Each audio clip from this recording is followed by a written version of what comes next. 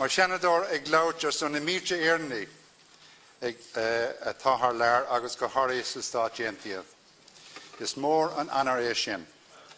Tá súlagan go mé mé an go cúnamh agus takeíocht a thabhairt de na daoine siúd. In our éire tá an tá liom gur amagad.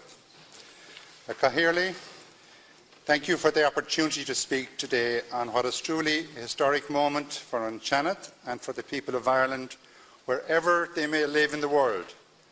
I stand here before you as the first Irish citizen immigrant to be appointed to this chamber, to give official voice to the millions of Irish men and women who left these shores, but who never forgot the land of their birth or lost their innate sense of Irish identity. Over 70 million people claim Irish ancestry globally. My appointment to the Seanad is an official and long overdue nod to Ireland's diaspora and an acknowledgement that the people of this proud and ancient island desire a modern and mature relationship with their fellow Irishmen and women living in other lands. I am looking forward to sterling debate and action in this Senate for all the undocumented in the United States. It is with great honour and a deep sense of humility that I take up my post in this 25th Seanad of the Irish Republic to represent Ireland's immigrants. I want to thank An Taoiseach Enda Kenny and the Government for their continued commitment to the diaspora made manifest by my presence in the Chamber here today. Like countless men and women before me, I left Ireland in 1998 to begin a new life for myself and my family in the United States in Chicago. Ireland and the United States of America share a deep and enduring bond forged over the centuries in common kinship, epic struggles and shared values. Over 40 million Americans today claim Irish ancestry, many of whom are descended from the more than 1 million desperate men and women who fled this country during the ravages of the terrible famine. When President John F. Kennedy addressed the Oireachtas in 1963, I quote, he said, "And so it is that our two nations, divided by distance, have been united by history. No people ever believed more deeply in the cause of Irish freedom than the people of the United States. And no country contributed more to building my own than your sons and daughters.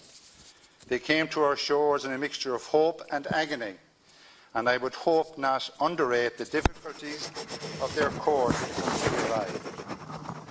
When they arrived in America, they faced a cold welcome, not unlike that received by today's desperate immigrants and refugees fleeing war and famine.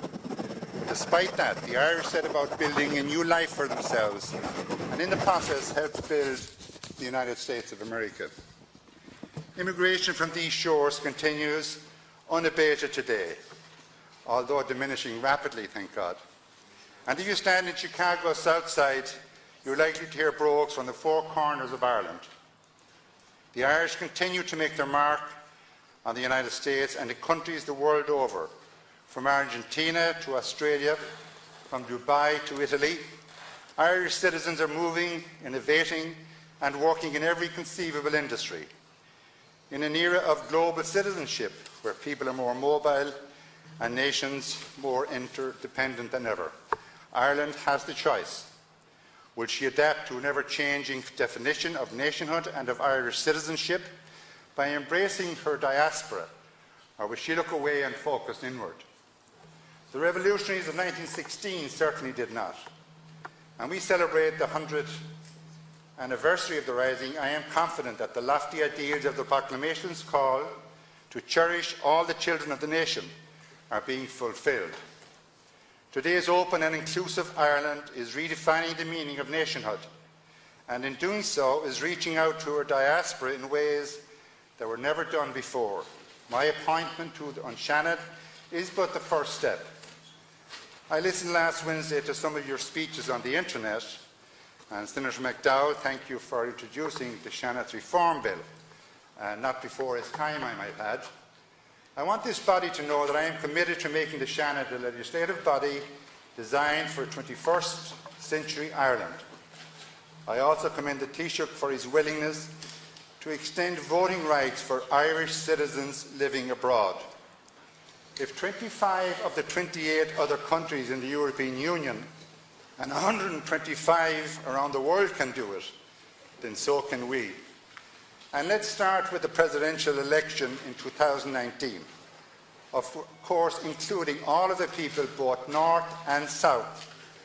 And maybe that will be the catalyst for them to vote for a united Ireland. Ireland will only benefit from engaging her dynamic immigrants in the democratic process. And if the thousands flying home to vote in the recent marriage equality referendum showed us anything, it's that Irish citizens living abroad truly want to stay in the country they call home. So I challenge this Chamber to ask itself, what can you do for the diaspora, not what can your diaspora do for you?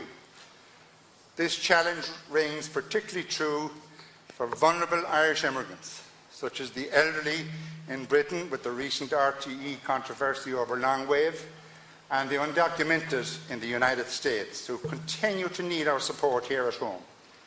I stand committed to providing them a voice in this Chamber and beyond. If I may, I would also like to touch on a point made last week by Senator Norris. Senator, I have followed your career in the Senate for many years, enjoying your oratorical analysis and your great wit. But I was surprised that you castigated Taoiseach Kenny on his 11 appointments. I, of course, am one of those 11. Was it not his constitutional duty to nominate 11 senators as set out in Bunnockna hearing? You're saying it should be changed. But I look forward to good conversation and debate with you on the issues of reform in the coming months, Senator.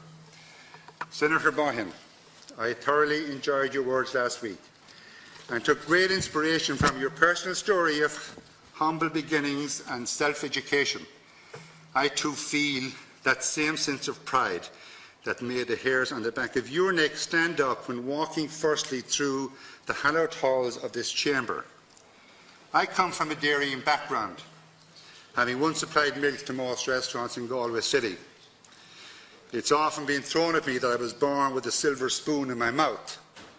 Well, from 6 years of age, rising at 4:30 every morning, 7 days a week, Christmas Day, St. Patrick's Day, you name it, I've often wondered what a golden spoon would feel like. Hear, hear. So, Cathaoirleach, we stand on the cusp of great change in this chamber and in the way that Ireland relates to her people both at home and abroad. I look forward to working with the members of this House, every one of you, to ensure that all Irish men and women are fully represented. And I just finish with a tried and tested quote from my good friend Bill Clinton. Thomas and Jefferson believed to preserve the very foundation of our nation, we would need dramatic change from time to time. Well, my fellow citizens, this is our time. Let us embrace it. Thank you very much. Thank you, Senator Lawless. I'm not sure, Senator, about golden or silver spoons, but I know what it's like to have no spoon.